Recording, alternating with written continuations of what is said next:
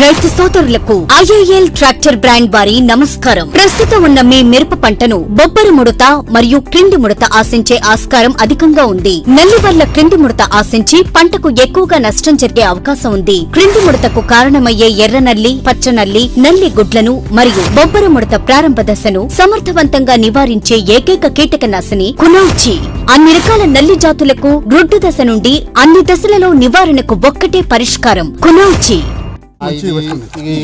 కొన్ని చెట్లు కూడా కలర్ మారుతున్నాయి. ఇది ఏ విధంగా ఉన్నాయి? అంటే బాగా బొబ్బరగా ఉన్నది కూడా మెత్తబడ్డది. బొబ్బరి చెట్లు కూడా అక్కడే ఉన్నాయి.